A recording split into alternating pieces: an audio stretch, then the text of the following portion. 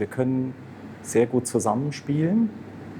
Vor allem, glaube ich, Intonation verbindet uns.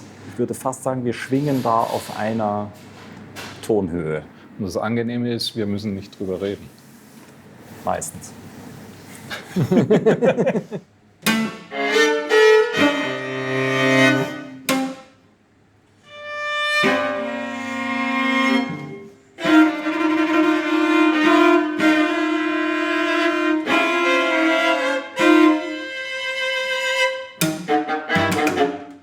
Es hat irgendwie von Anfang an für uns so gepasst, wie wir uns zusammengefunden haben. Der Klaus-Peter hat ja die neue Musik schon mit der studentischen Muttermilch aufgesogen. Das ist ja ein Freak.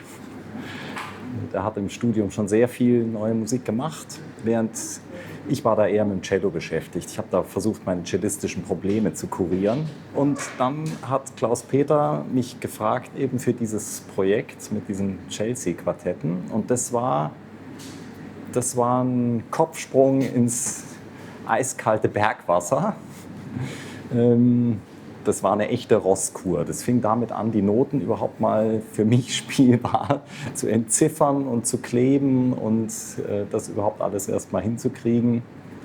Man hatte verschiedene Systeme zu lesen, die man bis dahin noch nicht gekannt hat. Das war für Bogen und für Grifffinger jeweils ein System. Es war eigentlich, wenn ich ehrlich bin, es war grausam. Der Anfang war wirklich, es war richtig schwierig. Und trotzdem hat es uns Spaß gemacht, oder mir dann auch. Und das war eigentlich so mein Einstieg überhaupt in diese intensivere Beschäftigung mit der neuen Musik. Ich glaube, was uns dann auch wirklich da gehalten hat, das ist die Neugierde. Immer wieder zu versuchen, das zu realisieren. Neue Musik, die Chance zu geben, zu erklingen.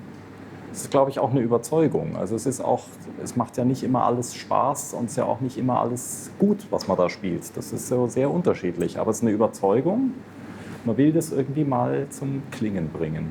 Deswegen haben wir dann auch so eine Übereinkunft mal getroffen, die dann eigentlich immer gegolten hat. Wir spielen die Stücke erst einmal.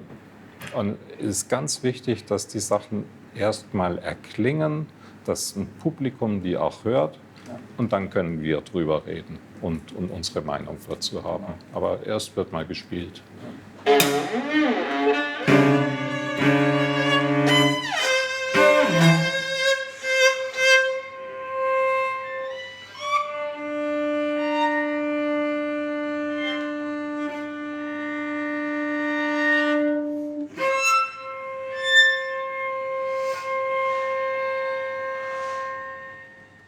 Wir versuchen, die neuen Werke meistens aus der Partitur zu spielen, damit man die anderen Stimmen mitlesen kann. Und das ist manchmal tatsächlich eine Herausforderung. Die hohe Kunst des Blätterns. Thomas Hofer macht sich eine perfekte Stimme mit Pappe hinten dran, mit Leinenband, richtig 1A, könnte so in den Druck gehen, direkt. Wir beide nehmen es etwas gelassener, wobei wir in der Blättersystematik leichte Unterschiede haben. KP hat es gerne schnell und gewagt, sodass die Noten auch durchaus mal runterfallen oder mal mehrere Seiten mitgehen.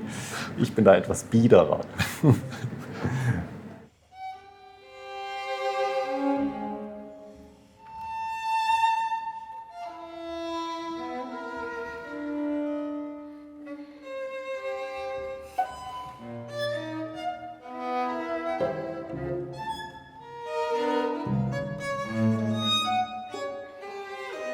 Ja, ich wünsche mir für unser Orchester, wenn wir umziehen in den neuen Saal, dass wir uns noch viel mehr dieser Stadt und überhaupt unseren Zuhörern öffnen.